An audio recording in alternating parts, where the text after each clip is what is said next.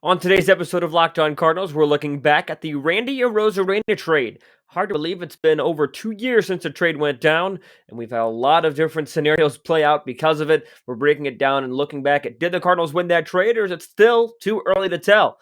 Talking about that trade and more on today's episode of Locked On Cardinals. You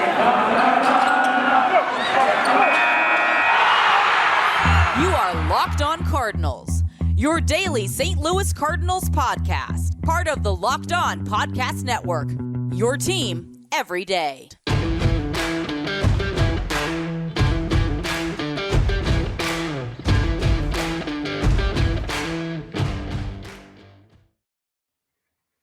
Hello and welcome to Locked On Cardinals for Wednesday, January the 12th of 2022.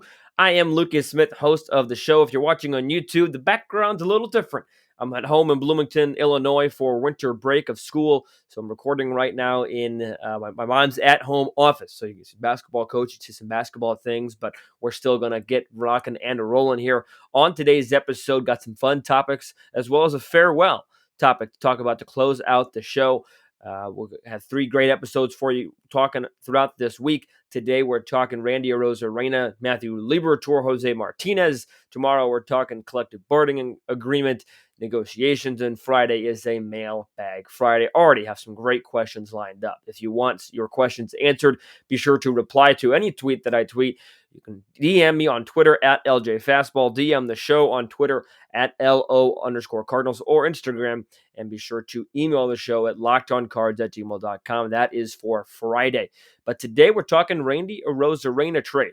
And as of right now, yes, it's still your Randy Arozarena trade. That trade went down January 9th, so just over 2 years ago, January 9th of 2020. Hard to believe it's already been 2 years since that trade, but a season and a half worth to judge it based off of, as the 2020 season was obviously shortened in the 2021 season being a full year. So about a season and a half, give or take a couple games. But this was the official transaction wire that went through on January 9th of that year.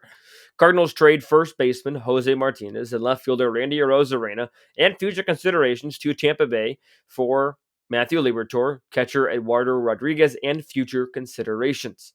This, at the time, was to make room for, Harrison Bader. That was the main point of this move. It was a decision that the Cardinals were trying to make between Randy Arozarena and Harrison Bader. And short term in 2020, especially in the playoffs of 2020, it seems that the Rays made the right call in wanting to get Randy Arozarena, and that the Cardinals had made the wrong call in giving up Harrison Bader. But there's an argument now to say that Bader's turned out just fine. Granted, with these deals that involve prospects, it's hard to often say who wins or loses a deal. Even 2 years down the line, you might need 3, 4, 5 years or even more to say whether or not a trade was won by a specific team. And there's an argument to be had where the Rays have won this trade right now. The Cardinals have won this trade right now because it was one of those trades. Not only was it made to make room for Harrison Bader at the time, but it was also to get rid of Jose Martinez, because Jose Martinez was going to have a tough time finding playing time. Wasn't really a true outfielder. Cardinals obviously had Paul Goldschmidt manning first base. He was a defensive liability playing Martinez in the outfield. He was somebody that hit pretty well for the St. Louis Cardinals. I think that goes forgotten sometimes. But it was a deal that the Cardinals needed to make, or at least that they felt that they needed to make, and one that the Cardinals, I think, right now can look back on and saying, okay, it's not a loss yet. I think I probably had a take in 2020, especially when Randy Arozarena was going on his unbelievable streak or unbelievable postseason run in 2020, that, man, Cardinals gave up the wrong outfielder, because I think Bader struck out 11 times in the wild card round against the Padres. And obviously, like I mentioned, Arozarena hit 4 home runs that postseason, 4 in the American League Championship Series to win the ALCS MVP that year. So there definitely was a decent argument to be had that at that point, the Rays had won the trade full-heartedly, and that Matthew Liberatore needed to be an absolute stud in order to win that trade for the St. Louis Cardinals. we're going to look at the stats and how these players have performed. Got a report on Matthew Liberatore from RM Layton of Just Baseball Media, who we talked to last week. If you missed that episode, that's a fun one. Be sure to check that out. It was a week ago today that we talked to RM Layton of Just Baseball Media, so be sure to check that out. But Randy Arozarena for the Tampa Bay Rays has put together a couple of fine seasons. In 2020, it was just 23 games for him, 281 the batting average, but he slugged 641, he had 7 home runs, had 2 doubles in those 23 games. And then 2021, first full season at the big league level, played 141 games. He stole 20 bags, hit 20 home runs, hit 274, hit 356 on base, and a 459 slugging for an OPS of 815 and a Rookie of the Year award. Hard to believe that he is Rookie of the Year. Was even up for it because he played 19 games in 2020, 23 and 20, or 19 games in 2019, and 23 games in 2020, and an ALCS MVP. It's not too often that you see a player get a postseason award, a postseason most valuable player award before they win Rookie of the Year, a full season before. But Randy Arozarena has put up pretty solid numbers with the Tampa Bay Rays. So from a Rays standpoint, it was a slam dunk deal. Yeah, you give up Liberatore. Yeah, you gave up some draft picks. You gave up Rodriguez, but you got Randy Arozarena, who seems to be a cornerstone at least for the next 2 or 3 seasons. Because if you're going to get a 2020 guy that's also going to throw in a couple Rookie of the Years and help you do a postseason berth, I think you're going to take that. Yeah, you'd like to see him probably get closer to 150, 100, 155 games instead of the 141, but 141 and 20 home runs isn't too shabby, and he's on the upper side of 26, but still not too bad. And in terms of what they got out of Jose Martinez, now that is a little bit of a different story, because when you look at Jose Martinez's stats for the Cardinals, you're overall pretty impressed with the Cardinals from 2016 all the way to 2019. He had a 298 batting average, a 363 on base, a 458 slugging for an 821 OPS, a 119 OPS plus. Every 162 games, he was hitting 17 home runs. He hit 41 home runs across 398 games for the St. Louis Cardinals. He played 12 games in 2016, 106 in 2017, 152 in 2018, and then back down to 128 in 2019. 2019 was his worst year for the Cardinals, as he had a slash line that year of 269, 340, and 410 for an OPS of 751. All 3 of those numbers were the lowest of any of his single seasons as a Cardinal. With the Rays in 2020, 24 games, 239 the batting average, hit just 2 home runs, slugged 388, on base of 329, and then he got traded, or then went to the Chicago Cubs in 2020 and did not register a hit in 21 at-bats, 22 plate appearances. He did draw a walk. So in terms of getting Jose Martinez, and at the time, Jose Martinez was probably the more bona fide piece. He was the more proven piece. Jose Martinez was a bust. Well, he had a couple good years with St. Louis, a couple of great years, and then a decent year with St. Louis to close out his tenure, but was never the same guy outside of St. Louis that he was in St. Louis. There's probably a number of reasons for that, but those at the time, those were the 2 main names in that deal. Matthew Liberatore was still a little bit of an unknown, a first-round draft pick back in 2018. Eduardo Rodriguez, a catching prospect. But from that standpoint, the Rays have won this deal. The Rays win, no question, little to no question about it.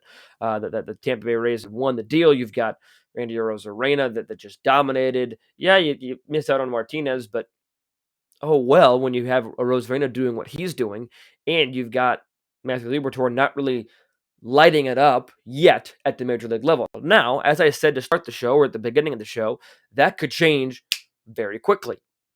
You could easily have Matthew Liberatore becoming an ace in the next 2 to 3 years, and Randy Arozarena fall off a little bit, and then you look at the trade a little differently. At this time, looking at those parts of who the Rays got back, it's pretty easy, or it can be easy to say that the Rays have won this trade as of January 12th, 2022, 2 years later from the initial trade.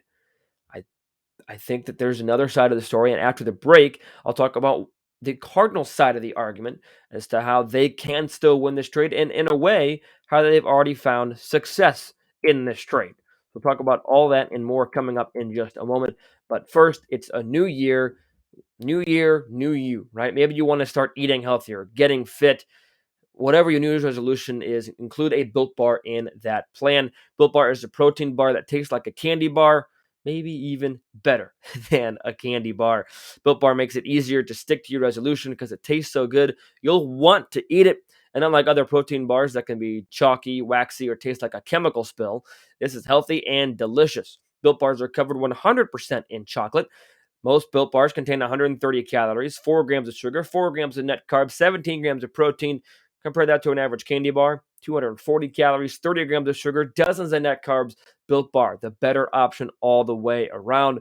So many flavors to choose from as well: coconut almond, peanut butter brownie, raspberry, cookies and cream, salted caramel, mint brownie, and many more. Go check them out at built.com. And if I haven't enticed you enough, you can also get a deal by going to built.com. Use the promo code LOCKED15, LOCKED15, LOCKED15 to get 15% off your order for this delicious protein bar that tastes like a candy bar. One more time, that is LOCKED15 for 15% off your order at built.com. So all this talk about what the Rays got in that deal, Arozarena, Martinez, what Arozarena has done for the Rays and how good he's been for the Rays. But what about who the Cardinals got in that deal? Well, I think it's pretty well known who the Cardinals got in that deal, and that would be Matthew Liberatore. Matthew Liberatore, who's the Cardinals, according to MLB.com, the Cardinals' number 2 prospect. According to Just Baseball Media, who our good friend Arm Layton helped to start, as well as Ryan Finkelstein, host of Locked On Mets. Javier Reyes is a contributor as well. Locked On Padres, they rank him as the 3rd best prospect in the Cardinals system.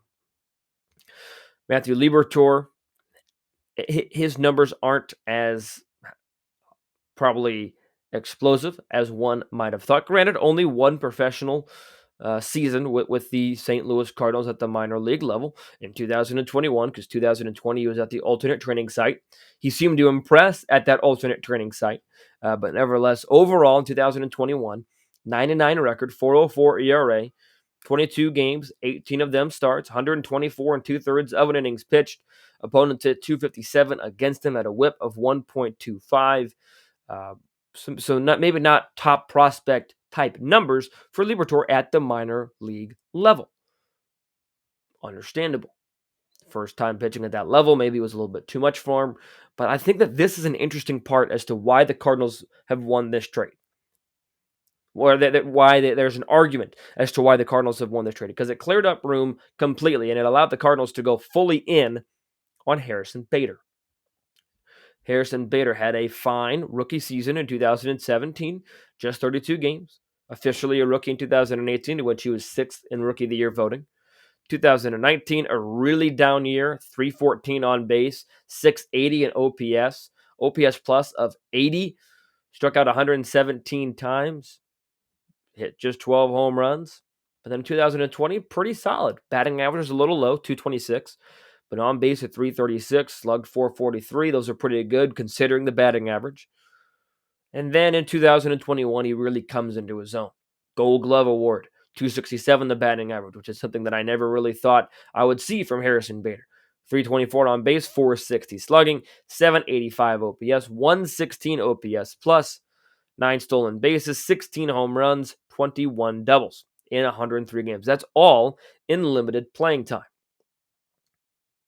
So, Bader compared to Randy Arozarena, yeah, Arozarena has had the better last 2 seasons. I understand that. But you also look at what element Bader brings that Randy Arozarena doesn't necessarily bring, and that's defense, the Gold Glove and the cannon of an arm that Harrison Bader has. That's not something that Randy Arozarena has. Randy Arozarena is a fine fielder, nothing to squawk at, although he plays DH somewhat now as well. But Harrison Bader has really come into his own because the Cardinals have had the ability to go all in on Bader.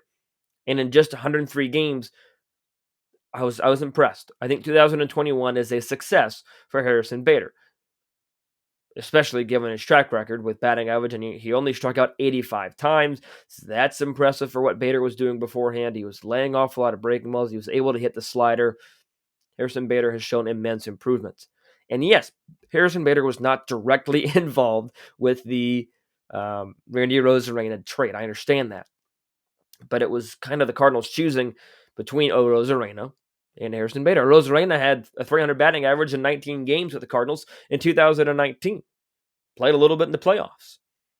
Yeah, he had those odd. He filmed Mike Schultz saying the explicit comments after the postseason series victory in Atlanta. Some people thought that had something to do with it, but the Cardinals chose Harrison Bader over Randy Arozarena.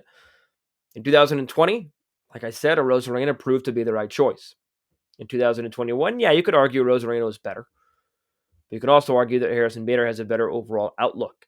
Harrison Bader continues to get better each and every year, and as I mentioned, he brings the element on defense that not a lot of other people in Major League Baseball can bring, including Randy Arozarena. But the other part of that deal that is the other part of that deal for the Cardinals, Harrison Bader, as I mentioned, not directly involved, Matthew Liberatore, first-round pick, 2018. Matthew Liberatore, like I said, didn't have an exceptional year at the minor league level at AAA. He's still just 22, first-round draft pick in 2018. And when you look at justbaseballmedia.com, this is the website that R.M. Layton helped start, that he was on their show last week. He did a top prospect rankings. Number one on the list was Jordan Walker. He loves Jordan Walker. Has his ETA at 2023. I think that's a little soon, but RM knows his prospects better than I do. Nolan Gorman was number two. His ETA is this season. I agree with that. And then Matthew Liberatore, number three. They have these grades for these pitches that they lay out. Fastball, slider, curveball, changeup. The four pitches that is listed for Liberatore. 40 out of 50 on the fastball, 60 out of 60 on the slider, 45 out of 55 on the curveball, 40 out of 50 on a changeup, and 40 out of 55 on command. And this is what the stat line that I found interesting. Over his last 55 innings in 2021, he had a 2.83 ERA and an improved K to walk ratio. So this is what RM Layton has to say about Matthew Liberatore. Quote, while he could probably survive in the big leagues right now, Liberatore could use a bit more experience in the minor leagues before heading to St. Louis. If it continues in the direction I think he will with his pitch usage, Liberatore has a relatively high probability of becoming a middle rotation starter. If Liberatore pushes his above average command to potentially plus command, which is not totally out of the realm of possibility given his athleticism and clean mechanics, number two upside is not out of the question, end quote. So he likes his outlook overall. Yeah, AAA overall wasn't a huge success in 2021. But the other numbers that RM Layton really liked, the slider was a 24% swinging strike rate, and the curveball was 8%. So people love his curveball, but that slider really has made a world of improvement as well. So there's a lot to like about Matthew Liberatore. I think that with the resurgence of Harrison Bader, with the numbers that Harrison Bader has put up, I don't think the Cardinals need Liberatore to be a number one right out of the gate in order for this trade to be looked at as a success story. I think they need Matthew Liberatore to be a number three, number two starter at best. I can still comfortably say that this trade was a successful one from a Cardinals standpoint. Because Harrison Bader, it seems that the Cardinals are content, and for good reason, with the outfielder that they stuck with in Harrison Bader, which is great. I have no problem with that. I just also want to mention a story. Props to Harrison Bader for being a good person. He filled in at a local elementary school to be a PE substitute teacher. And this time, with everybody getting COVID here and there, and shortages in just about every realm of employment, especially at the teaching profession, awesome job by Harrison Bader to step up for his community. That was great. I loved it. I just wanted to give Bader a quick shout out there. So props to Harrison Bader. So you have a good person, a good baseball player in Harrison Bader, and Liberatore's outlook is looking good. I think at this point last year, I was of the state of mind saying that, okay, Liberatore needs to be this otherworldly type figure for this to be a successful trade. Now, yes, obviously he can't be a 4 or 5 starter or a bust, but the outlook is good for Matthew Liberatore. And the Randy Arozarena trade is not a trade that the Rays are unaccustomed to making. There was a story by Jonathan Mayo, written about a year ago that I'll get into in segment number 3, talking about that and really how the Rays did their due diligence. on Randy Arozarena. And also to finish out the show, an ode and a tip of the cap to Jon Lester, who has called it quits and will be hanging up the spikes and is retiring. Great career, including win number 200 as a Cardinal. So talking about those two items of business to wrap up the show coming up here in just a moment. But first, BetOnline would like to wish you, that's right, you, a happy new betting year as we continue to march toward the playoffs and beyond in NFL. BetOnline remains the number one spot for all the best sports wagering action for 2022. New year means a new updated desktop and mobile website, so sign up today and receive a 50% welcome bonus on your first deposit when you sign up with the promo code LOCKEDON to get started. That's right. If you're a little bit worried about depositing your own money to bet, deposit your money, enter the promo code LOCKEDON and get 50% extra. So you deposit 100, enter the promo code, you get 50 extra bucks. From football, basketball, hockey, boxing, and UFC, right to your favorite Vegas casino games, don't wait to take advantage of all the amazing offers available for 2022. Get in on the action now. BetOnline is the fastest and easiest way to wager on all your favorite sports. BetOnline is where the game starts. There was an article on MLB.com written by Jonathan Mayo, October 20th of 2020. So right in the thick of Randy Arozarena's his dominance, if you will. And Mayo kind of went into the fact that this is how the Rays build their players. And he mentioned that this was a process for the Rays that began in 2017. So I kind of just want to shed light on this. At the Cardinals have from this article, Mayo points out that the Cardinals had many right-handed hitting outfielders that the Rays had a need for because the Rays had just traded away Tommy Pham at the end of 2019, and Avisail Garcia had signed away to the Brewers at that time. So they had pro scouts that liked him in spring training and saw him spring training and beyond. They talked to the Cardinals in 2017 winter meetings, and they really wanted to pull the trigger there. And they also, Mayo had mentioned that there were talks between the Rays and Cardinals of pulling, quote, the trigger on a multiplayer blockbuster trade, though neither Ibach or anyone else with the team would divulge the principles on what would have been involved, end quote. Ibach was the GM at the time. Also noting that Arozarena would have been a smaller piece in that deal rather than one of the cornerstones of the deal that Arozarena was actually involved in. So that just goes to show, in my opinion, the type of franchise that the Rays are. Obviously, they're not a big market team. They're not going to be able to flesh out multi-million-dollar contracts or triple-digit contracts, left and right like the Yankees or Dodgers or Red Sox or Cubs or teams like that. But the Rays do their due diligence like they did with Randy Arozarena and are able to get the job done. So that's kind of the bow on wrapping it up on the Randy Arozarena and Matthew Liberatore trade. What do you think? Who won, or as of right now, as of January 12th or 13th or 14th, whenever you're watching or listening to this, who do you think has won the Randy Arozarena trade? As of right now, is it the Cardinals? Is it the Rays? Or is it too soon to even say either one of those teams?